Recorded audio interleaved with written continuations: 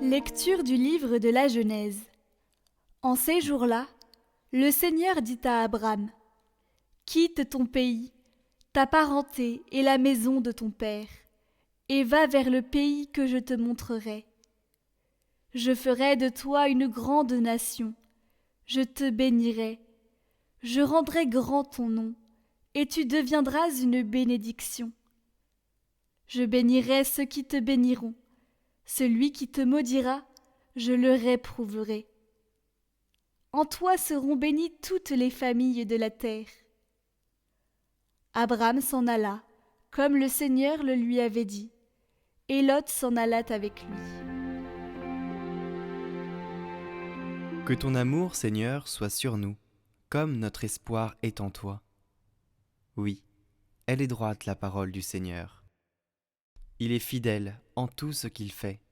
Il aime le bon droit et la justice. La terre est remplie de son amour. Dieu veille sur ceux qui le craignent, qui mettent leur espoir en son amour, pour les délivrer de la mort, les garder en vie au jour de famine. Nous attendons notre vie du Seigneur. Il est pour nous un appui, un bouclier. Que ton amour, Seigneur, soit sur nous, comme notre espoir est en toi. Lecture de la deuxième lettre de saint Paul apôtre à Timothée. Fils bien-aimé, avec la force de Dieu, prends ta part des souffrances liées à l'annonce de l'Évangile. Car Dieu nous a sauvés, il nous a appelés à une vocation sainte, non pas à cause de nos propres actes, mais à cause de son projet à lui et de sa grâce. Cette grâce nous avait été donnée dans le Christ Jésus, avant tous les siècles. Et maintenant elle est devenue visible, car notre Sauveur, le Christ Jésus, s'est manifesté. Il a détruit la mort, et il a fait resplendir la vie et l'immortalité par l'annonce de l'Évangile.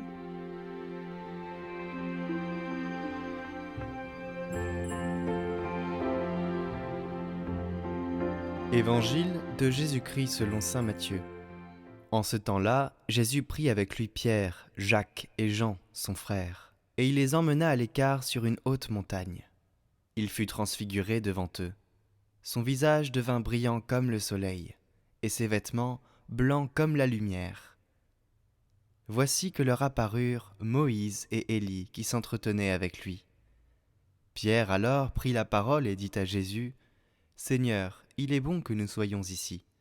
Si tu le veux, je vais dresser ici 3 tentes, une pour toi, une pour Moïse et une pour Élie. » Il parlait encore, lorsqu'une nuée lumineuse les couvrit de son ombre. Et voici que, de la nuée, une voix disait : « Celui-ci est mon Fils bien-aimé, en qui je trouve ma joie, écoutez-le. » Quand ils entendirent cela, les disciples tombèrent face contre terre et furent saisis d'une grande crainte. Jésus s'approcha, les toucha et leur dit : « Relevez-vous et soyez sans crainte. » Levant les yeux, ils ne virent plus personne, sinon lui, Jésus, seul. En descendant de la montagne, Jésus leur donna cet ordre : « Ne parlez de cette vision à personne, avant que le Fils de l'homme soit ressuscité d'entre les morts. »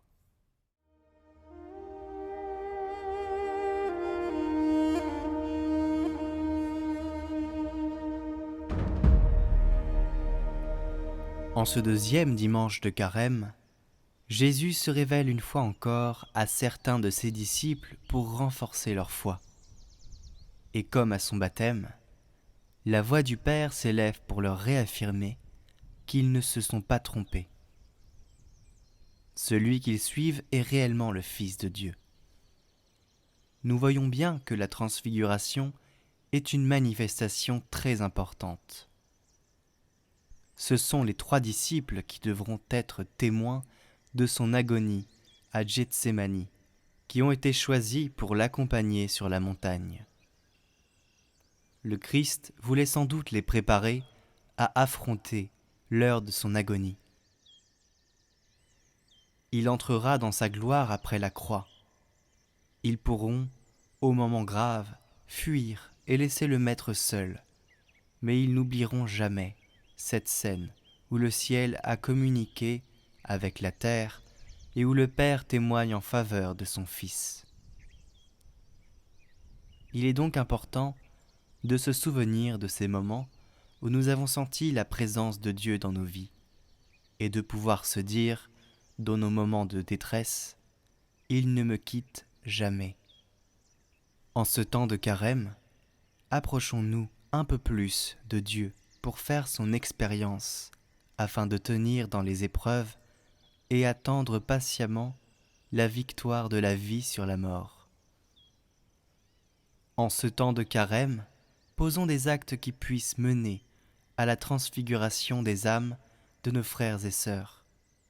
Dieu vous bénisse.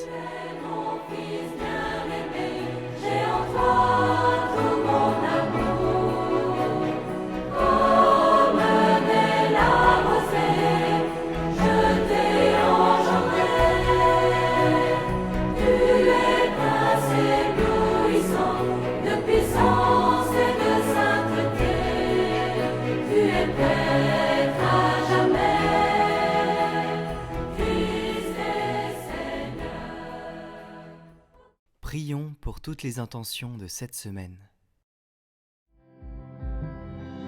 Notre Père qui es aux cieux, que ton nom soit sanctifié, que ton règne vienne, que ta volonté soit faite sur la terre comme au ciel. Aujourd'hui, notre pain de ce jour, pardonne-nous nos offenses,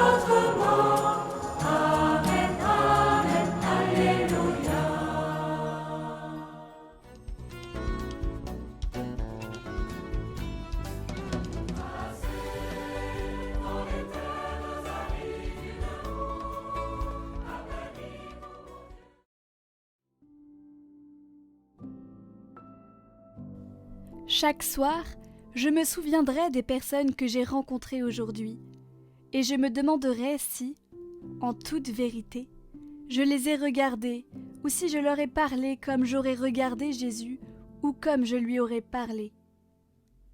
Je m'efforcerai d'aller vers les plus délaissés, ceux qui sont seuls à cause de leur apparence, et je les regarderai comme Jésus les regarde.